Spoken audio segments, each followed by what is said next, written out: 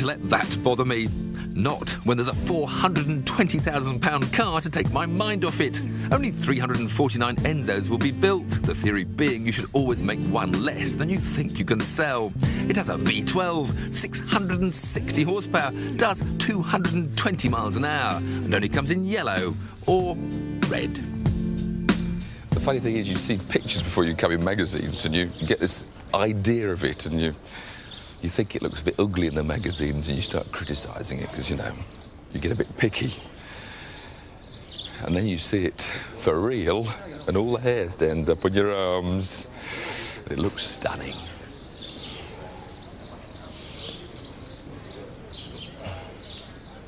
The naked eye can see so much more detail than photographs show, because I just noticed that this wing, you don't see that in the photos at all. It's a proper aerofoil. It is the detailed touches, little rear lights. I'm not sure I like little silver bits they put on it, spoiling all their advertising stickers. Where's Dario? Is he here yet? Oh, there he is at the door. Robin quit as a shot. Dario over there. There's Dario. Like at the doorway. The doorway. Hope he hasn't spotted me yet. He always wears the shades. You can't see his eyes behind the shades. The other big feature of the car is this first ever production car use of carbon brakes. And you can see the mottled effect, very different from steel. And the whole point about these is, in the past, racing-wise, they only work when they're really incredibly hot. And when they're not hot, they don't work and it pulls the car. Now, they say, even on a stone-cold day, they work straight away.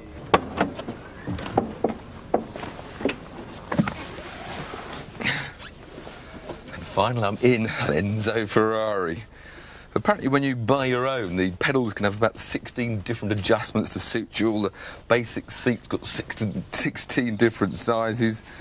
Still slides backwards and forwards manually, mind you. And at long last, when it started with the Ferrari 360, you've now got adjustable steering wheels.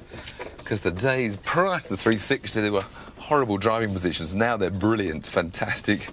Real Formula 1 steering wheel. There's those lights that apparently come on with the revs. You've got all sorts of mode settings here.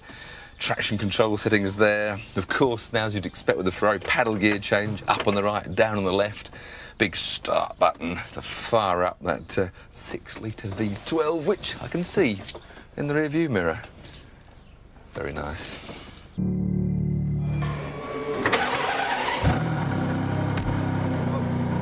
Tell him we're filming, so can he get out of the way?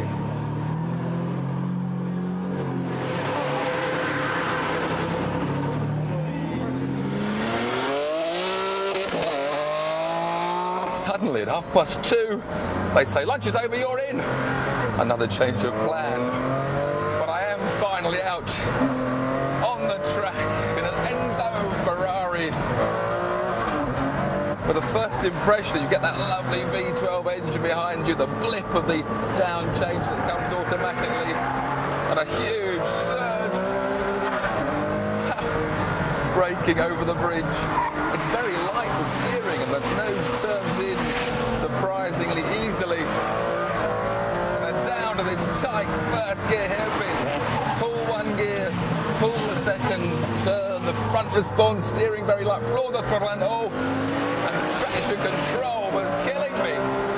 Sorry, but I can't drive a Ferrari with that on. I think I've hit the right button. They didn't tell us how to get rid of it. Now the Ferrari's alive. The lights on the wheels scream up through the revs. Oh, don't look at that chicane, Tiff. It's not there, is it? Oh, it is. That blip, you feel the rear end squirm a bit if you change down too early. You want to be later on that. But then, oh!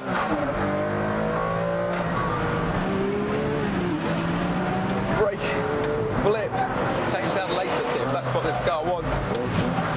Now I haven't got traction. Hit the horn again as I cross my hands. But now the car leaps out of that corner. Heading for this high-speed left-right. Feel the G-force building up. Fourth. Fifth gear.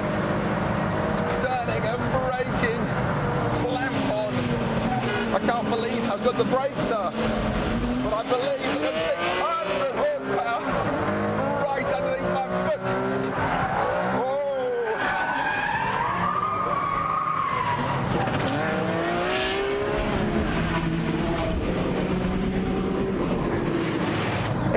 been 5 minutes and it's gone. And it's hard to know how to sum up this Enzo Ferrari after a short experience as that, but it's perhaps not as elegant nor as practical as a McLaren F1. It's not as exotic as the Pagani Zonda. But what it does do fantastically well is what Ferrari are fantastic at. It goes around racing circuits very, very quickly indeed. Just one loose end then. My lap time of 1 minute 34 may have been 4 seconds slower than the great Dario, but not bad considering I'd only had 5 minutes and he's here every day. And it was, I'm proud to report, the quickest journalist time of all. So, what did Dario think of that? Bello. There you go. Bello. Friends again.